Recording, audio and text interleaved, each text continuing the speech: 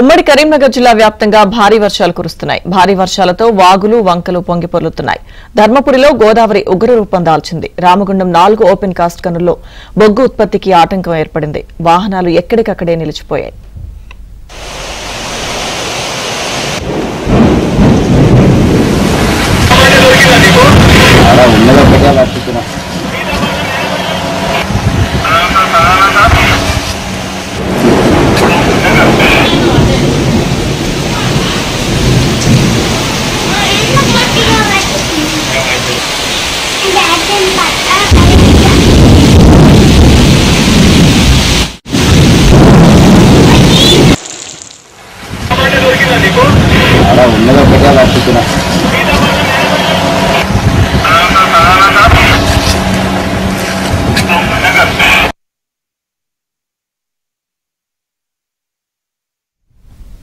ఉమ్మడి కరీంనగర్ జిల్లాలో భారీ వర్షాలు వరదలపై మరింత సమాచారం మా ప్రతినిధి శ్రీనివాస్ అందిస్తారు.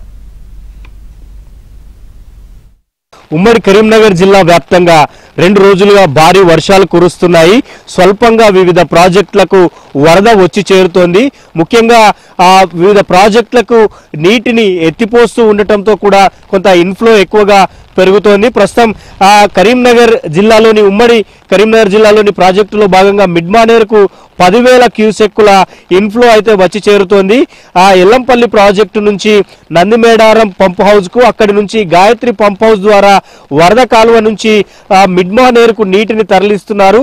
10,000 క్యూసెక్కుల నీటిని తరలిస్తూ ఉండటంతో మిడ్మానేరు డ్యామ్ కు 10,000 క్యూసెక్కుల ఇన్ఫ్లో పెరుగుతోంది. 27 టీఎంసీల కెపాసిటీ గల మిడ్మానేరు డ్యామ్ ప్రస్తుతం 10 టీఎంసీల సామర్థ్యానికి చేరుకుంది. మరోవైపు జగిత్యాల జిల్లాలోని ధర్మపురి వద్ద గోదావరి వరద ఉధృతి పెరిగింది. పుష్కర ఘాట్లను ఆనుకొని వరద ప్రవహిస్తోంది. కడెం ప్రాజెక్టుకు సంబంధించి గేట్లు ఎత్తి నీటిని దిగువకు విడుదల చేస్తున్నారు అధికారులు. దీంతో గోదావరి వరద ఉధృతి క్రమంగా పెరుగుతోంది.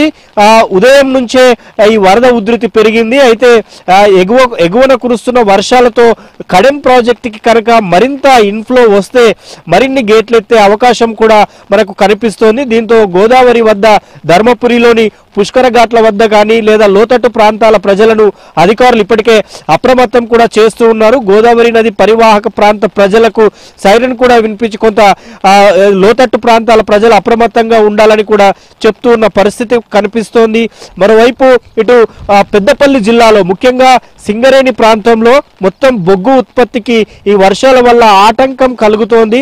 4 ఓసీపీల్లో బొగ్గు ఉత్పత్తి ఇప్పటికే నిలిచిపోయింది. వివిధ క్వారీల్లోకి కూడా భారీగా వరద వచ్చి చేరుతూ ఉండటంతో కొంత అక్కడ కూడా బొగ్గు ఉత్పత్తికి ఇబ్బంది కలుగుతోంది. సో సింగరేణి వ్యాప్తంగా కూడా ఈ వర్షాల కారణంగా ఇటు ఇన్ఫ్లో అంటే వర్షాల కారణంగా మొత్తం ఓసీపీలో ఓపెన్ కాస్ట్ గనుల్లో కానీ క్వారీల్లో కానీ వరద నీరు రావడంతో కొంత ఉత్పత్తికి అయితే ఆటంకం కలుగుతున్న పరిస్థితి కనిపిస్తోంది. ఇక అటు జగిత్యాలలోని కొరుట్ల, మెట్పల్లి, ఇటు కరీంనగర్లోని హుజరాబాద్ తో పాటు అన్ని నియోజకవర్గాల్లో కూడా భారీగా వర్షాలు నమోదు అవుతూ ఉన్నాయి. కొన్ని చోట్ల చెరువులు కూడా నిండుతూ ఉన్న పరిస్థితి అయితే మనకు కనిపిస్తోంది.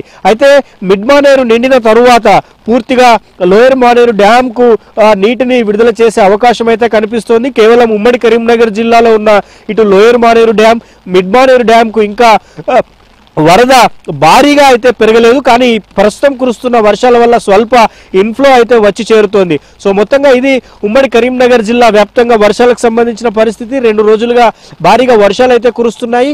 ఈ వర్షాలకు సంబంధించిన ప్రభావం ఎక్కువగా జగిత్యాల జిల్లా, ఇటు పెద్దపల్లి జిల్లాలో అయితే ఎక్కువగా ఉందని మనం చెప్పుకోవచ్చు. వీడియో జర్నలిస్ట్ సంపత్తో శ్రీనివాస్, ABN ఆంధ్రజ్యోతి, కరీంనగర్ నుంచి.